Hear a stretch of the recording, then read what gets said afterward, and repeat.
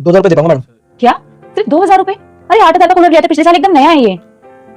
हाँ madam, cooler की value तो कम हो रही है आजकल। फिर भी भैया कम से कम 4000 तो दो। 4000 तो नहीं दे पाऊंगा मैडम, ज्यादा से ज्यादा मैं आपको इसके 2500 दे सकता हूँ। 2500? दीदी आप कूलर बेच ही रहे हैं तो मुझे बेच दीजिए। तुम्हें चाहिए ये? जी दीदी। ठीक है, आप जाओ, मैं इनको बेच दूंगी। ठीक है, जैसे आपकी मर्जी।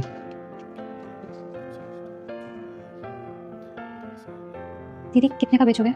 देख, कूलर ना एकदम नया है, पिछले साल लिया था 8000 का, वो 2500 दे रहा था, तो 2500 ज्यादा दे दी, मैं तेरे को दे दूंगी। 2500 से ज़्यादा पैसे नहीं है दीदी मेरे पास।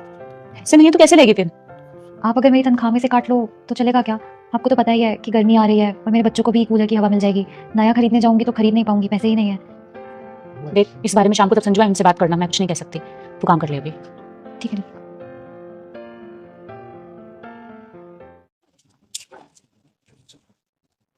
ठीक है दीदी, मैं जा रही हूँ। अच्छा सुनो, तेरे साहब आ गए होंगे तो उनसे बात करती हुई जाना कूलर के लिए, ठीक है? ठीक है।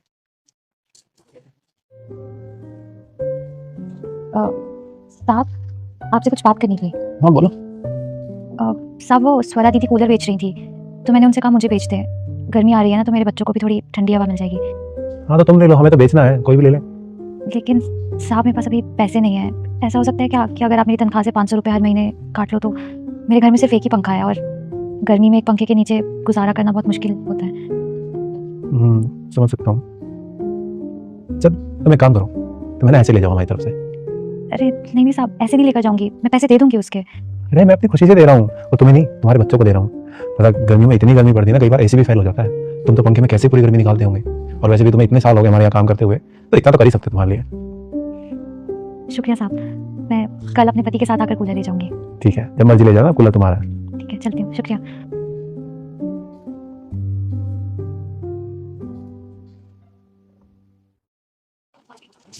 क्या हुआ, हो गई बात?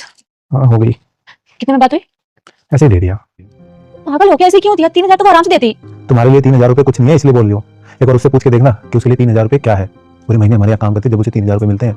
फिर भी यार। अरे यार, अच्छा तुम मुझे एक बात बताओ, हम संडे को डिनर पे गए थे, हमारा बिल कितना आया था? शायद 6000 रुपए। अरे हम एक डिनर में 6000 रुपये खर्च कर सकते हैं, तो क्या हम 3000 रुपये इसके लिए नहीं छोड़ सकते? सोचेंगे एक दिन हम बाहर डिनर नहीं करने गए। सही कह रहे हो तुम। सोचो ना कितनी गर्मी होती है, और पूरी गर्मी एक पंखे में निकालना कितना मुश्किल होता है।